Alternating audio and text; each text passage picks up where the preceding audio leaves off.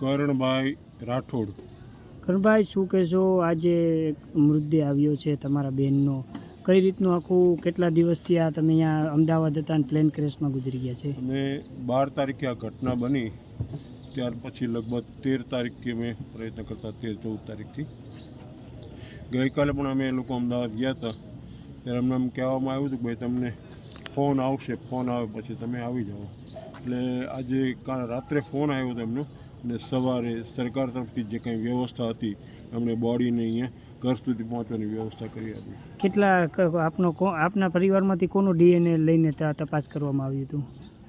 એમની દીકરીનું ડીએનએ કોની સાથે બાનો મેચ થયો હતો? એ જે મુક્તાબેન હતા એની દીકરી છે રાજલબેન, એનું સેમ્પલ આપેલું.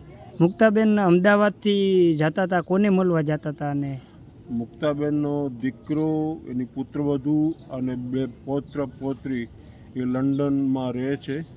એના દીકરાને મળવા ત્યાં જતા હતા.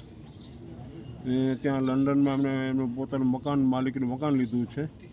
એટલે એ ત્યાર પછી પહેલી વાર જતા હતા દીકરા અને પુત્રવધુને મળવા માટે. રાજકોટમાં તેમના પરિવારમાં સાથે કોણ રહેતા હતા? ના, અહીંયા આ મુક્તાબેન એકલા જ રહેતા હતા. એ મારા મોટા બેન થાય, અને એમની બીજી બહેનો પણ, એટલે મારી બહેનો પણ અહીંયા રહે છે, એટલે માસીની જે કંઈ છે.